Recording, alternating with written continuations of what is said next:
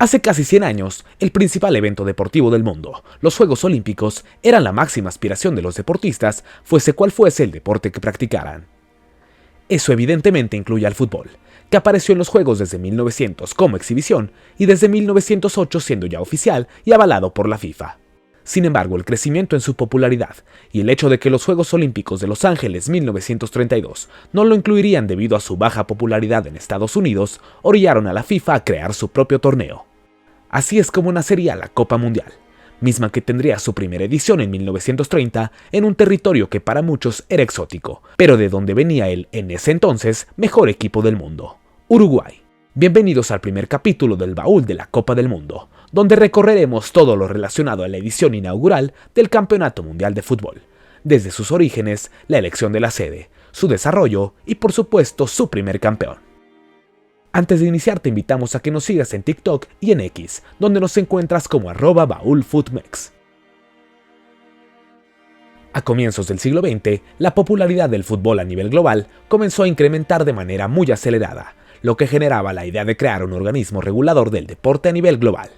La Federación Inglesa fue de las primeras en tomar la iniciativa, pero al verse desechada, prefirió hacerse a un costado, y fue entonces que las federaciones de Bélgica, Dinamarca, España, Francia, Países Bajos, Suecia y Suiza se reunieron para crear la Federación Internacional de Fútbol Asociación, la FIFA por sus siglas en francés, y que hoy es quizá la organización global con más afiliados. Desde 1906 se pensó en la idea de realizar un campeonato, pero en realidad, el primero que tuvo el estatus de oficial fue el realizado en Londres 1908 durante los Juegos Olímpicos de Verano.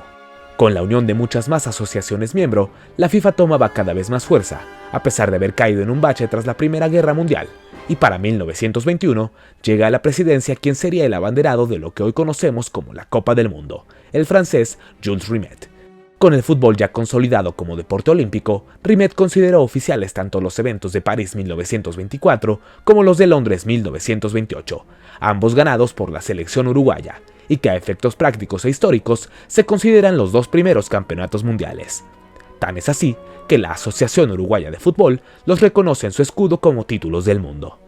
Más pronto que tarde, los desacuerdos entre el Comité Olímpico Internacional y la FIFA comenzaron a llegar, pues el Estatuto Olímpico no permitía que futbolistas que cobraban por jugar tomaran parte de los Juegos, y aunado a que la siguiente edición sería realizada en Los Ángeles, lugar donde el fútbol no era para nada popular, se decidió excluirlo del programa para 1932. Fue así que Rimet expuso la idea de llevar a cabo un campeonato mundial que no coincidera con la realización de los Juegos y que pudiera admitir futbolistas profesionales. En el Congreso de Ámsterdam, el 28 de mayo de 1928, se tomó la decisión de realizar la primera Copa Mundial de Fútbol en 1930. La sede sería precisamente en el hogar de la mejor selección del mundo en aquel entonces, Uruguay, que tenía razones de sobra para albergar el torneo. Eran bicampeones mundiales. En 1930 celebrarían el centenario de su independencia y para ello construirían un monumental estadio y además Europa atravesaba una crisis económica que no permitía a ningún país comprometerse a organizar el evento.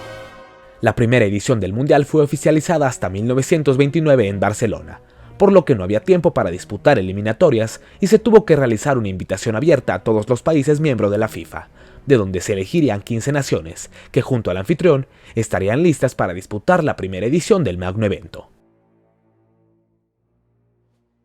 Rápidamente varias naciones americanas aceptaron. Argentina, Brasil, Bolivia, Chile, Estados Unidos, México, Paraguay y Perú dijeron que sí y ocuparon 8 de los 15 lugares disponibles, por lo que solo restaba esperar a 7 rivales que seguramente serían europeos. No obstante, el larguísimo viaje en barco que implicaba cruzar el Océano Atlántico para llegar a Sudamérica, aunado a la gran crisis económica que en 1929 azotó al mundo, hizo que muchos países rechazaran la propuesta a pesar de que la Asociación Uruguaya se comprometió a pagar los gastos e incluso compensar a los clubes que perderían jugadores durante el torneo. Fue así que hasta 2 meses antes del evento, ninguna nación europea había confirmado su participación.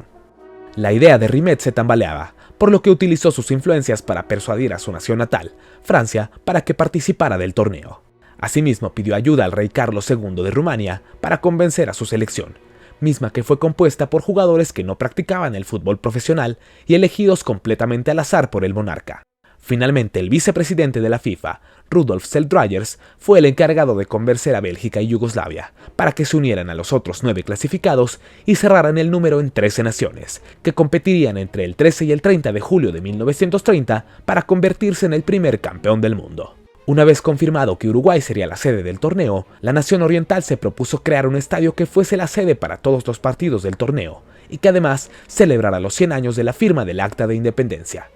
Fue así que en un impresionante lapso de solo 9 meses, los uruguayos edificaron el Estadio Centenario de Montevideo, al que Rimet llamó el Templo del Fútbol, y que sería el estadio más grande fuera de las Islas Británicas.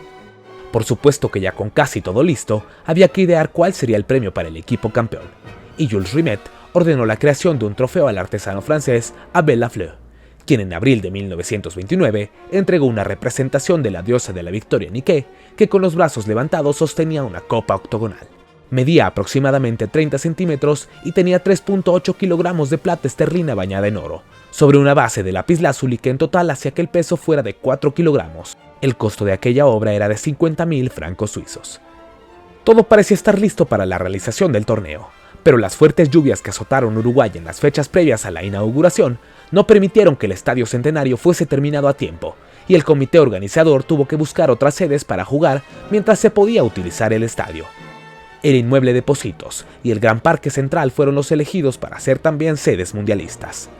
Ahora sí, con todo listo, las 12 selecciones arribaron a Uruguay y se prepararon para el sorteo, mismo que se llevó a cabo ya con todas en territorio charrúa para evitar alguna renuncia de último minuto. Para hacer lo más parejo posible el torneo, se acomodaron en 4 grupos, 3 de 3 selecciones y 1 de 4.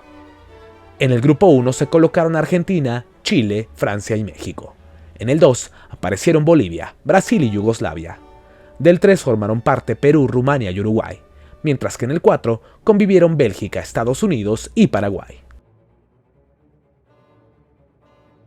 Una vez todo sorteado, llegó el gran día. El 13 de julio de 1930, las selecciones de Francia y México saltaron a la cancha del Estadio de Pocitos, en donde ambos tendrían no solo el honor de inaugurar la Copa del Mundo del 30, sino que serían los elegidos para disputar el primer partido en toda la historia del torneo más majestuoso del mundo. Con goles de Lucien Laurent, quien tuvo el gran honor de marcar el primer tanto en la historia del torneo, Marcel Languillet y un doblete de Marcel Machinot, la selección gala goleó al equipo mexicano que sabía de su inferioridad y que solo pudo hacerse presente en el marcador con el tanto de Juan el Trompito Carreño, quien fue elegido para marcar el primer tanto de la selección mexicana en la historia de las Copas del Mundo. 2 días después, argentinos y franceses saltaron a la cancha del Parque Central para el segundo encuentro del Grupo 1, y donde los pamperos mostraron su superioridad de jerarquía como subcampeones olímpicos, venciendo a la escuadra francesa con gol de Luis Monti. Al día siguiente, Chile debutaba en el torneo ante el equipo mexicano, y lo hizo propinándole su segunda derrota al equipo tricolor, que no pudo ante la superioridad del cuadro andino, y se llevó una derrota de 3-0, lo cual confirmaba su eliminación, y además un nuevo récord, pues Manuel Chaquetas Rosas se convirtió en el primer futbolista en marcar un autogol en el torneo global. El segundo triunfo de la escuadra roja llegó frente a los franceses, que cerraban su participación con una derrota por la mínima, siendo una de las grandes decepciones del bloque europeo, que veía en ellos una de sus principales esperanzas.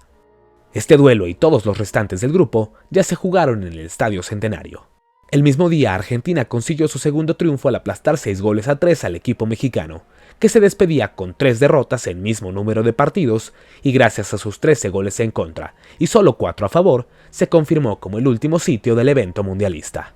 Si quieres conocer la historia del equipo mexicano en aquella copa de una forma más detallada, te dejamos el enlace en la descripción. Argentinos y chilenos llegaban al último partido en busca del triunfo que les daría el pase a la siguiente ronda. La albiceleste hizo gala de su superioridad y con doblete del histórico Guillermo Stabile y uno más de Marino Evaristo, Argentina venció a Chile, que descontó con tanto de Guillermo Zubiabre, y con ello se colocó en las semifinales cumpliendo con el pronóstico. El grupo 2 solo contaba con 3 equipos, por lo que esa sería la misma cantidad de partidos a disputarse. Yugoslavia y Brasil se enfrentaron en el primer duelo del grupo en el Parque Central, y donde el cuadro yugoslavo se llevó un importante triunfo de 2-1, mismo que serviría unos días después para asegurar el boleto. Ambos equipos le propinaron un 4-0 idéntico a Bolivia, por lo que los europeos lograron el boleto a la siguiente ronda, siendo los únicos que lo conseguirían. En el grupo 3 estaba el anfitrión y principal favorito, mismo que no apareció en el primer duelo del sector, pues querían presentarse en su nuevo recinto. Fue así que Rumania y Perú chocaron en el duelo inaugural, en el que el cuadro de los Cárpatos logró el triunfo por 3-1 sobre otro de los representantes latinos. El 18 de julio se jugó el primer duelo de la historia en el Centenario, y a partir de esa fecha, todos los demás partidos del torneo tuvieron como sede el gigantesco inmueble. Sobre su césped, los anfitriones uruguayos debutaron venciendo 1-0 a Perú con gol de Héctor Castro y se enfilaron a conseguir el boleto a la siguiente ronda. 3 días después, la Celeste goleó 4-0 a Rumania, con lo que confirmó su boleto a semifinales y se confirmaba como el principal candidato a conseguir el título mundial.